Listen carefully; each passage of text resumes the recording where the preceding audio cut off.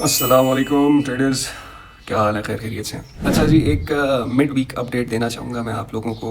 और क्योंकि technical analysis एक किस्म से थोड़ा सा मुश्किल हो गया है इन सिचुएशंस में, तो मैं आपसे ये गुजारिश करूँगा कि आप जो फंडामेंटल्स हैं मार्केट में, उन चीज़ों को मद्देनज़र रख के तो आप उस हिसाब से फिर ट्रेड करें। इसका मतलब क्या है? मतलब ये है कि इसराइल बहुत एग्रेसिवली पुश कर रहा है गज़ा को ख़त्म करने में। यमन में तकरीबन जंग शुरू हो चुकी है, वहाँ पे बमबारी हो रही है इसराइल की तरफ से, अमेरिका की तरफ से, और मेरे ख्याल से यूके भी वहाँ पे बमबारी कर रहा है। और कल रात को इंडिया और पाकिस्तान ने भी एक दूसरे के ऊपर कुछ हमले किए हैं। अब कितने सच हैं कितने गलत हैं, लेकिन पाकिस्तान का हम आपको बता सकते हैं, वहाँ पे कुछ धमाके वगैरह हुए हैं, कुछ मिसाइल गिरे हैं। तो इन चीज़ों को मद्देनज़र रख के हम ट्रेड करेंगे।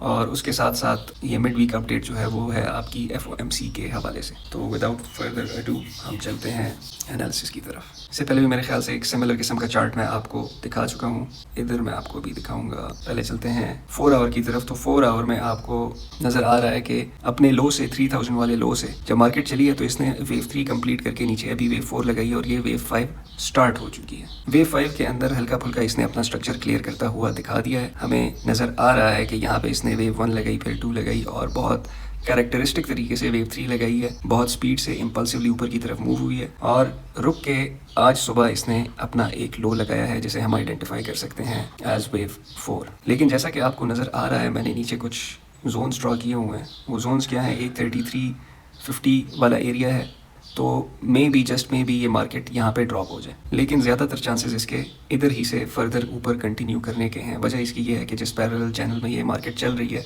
अपने अपर बाउंड को वो टच करके नीचे गिर चुकी है और तकरीबन अपने लोअर बाउंड्स को टच करके चल पड़ी है। और क्योंकि दुनिया की सूरत हाल ख़राब है, जंगी सूरत हाल है, तो इस चीज़ की वजह से हम एक्सपेक्ट कर सकते हैं कि सेफ हेवन्स की तरफ लोग चलें और बाइंग की तरफ देखें। उसी के साथ साथ अगर हम 15 मिनट के चार्ट पे चले जाएं तो इसी चार्ट को मैंने थोड़ा सा रिफ़ाइन भी किया हुआ है। उसके अंदर फर्दर सब वेव्स भी बनाई हुई हैं इस तरह के आपको नज़र आ रहा है। तो हमारी वेव काउंट तकरीबन बराबर लग रही है। फिर इस टाइम पे मैं आपको ये बताना चाहूँगा कि मार्केट इस वक्त पे कर क्या रही है। तो मार्केट जो इस वक्त पे कर रही है, इसने यहाँ से वेव 4 लगा के जब स्टार्ट किया, यहाँ पे इसने वेव 1 कंप्लीट की, यहाँ पे वेव 2 लगाई और वी आर इन वेव 3। तो वेव 3 का टारगेट आइदर 3400 हो सकता है, वहाँ से ये ड्रॉप होकर वेव 4 लगाए और फर्दर कंटिन्यू करे, विच इज़ अनलाइकली।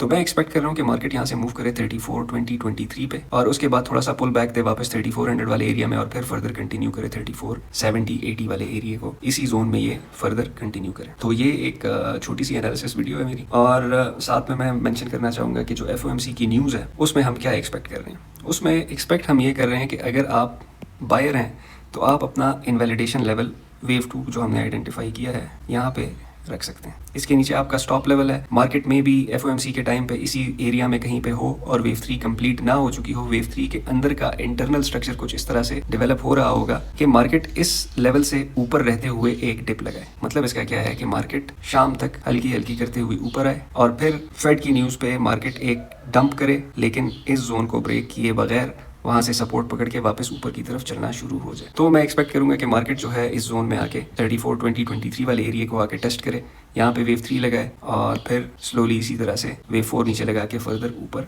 कंटिन्यू करें। तो ये मेरी तरफ से आप लोगों के लिए एक एनालिसिस की वीडियो है। उम्मीद है आपको कुछ अच्छी इन्फॉर्मेशन मिली होगी और मैंने आपको कुछ ट्रेडेबल सिनेरियोज दे दिए हैं। और अगर आप चाहते हैं कि आप हमारे साथ लाइव ट्रेड कर लें, तो आज क्योंकि न्यूज़ का दिन है तो हम न्यूज़ वाले दिन लाइव ट्रेड करते हैं। आप हमें ज्वाइन कर सकते हैं और हमारे साथ ट्रेड ले सकते हैं कि हम इन लेवल्स पे किस तरह से रिएक्ट करते हैं और इनको हम किस तरह से ट्रेड करते हैं। थैंक यू, अल्लाह हाफिज़।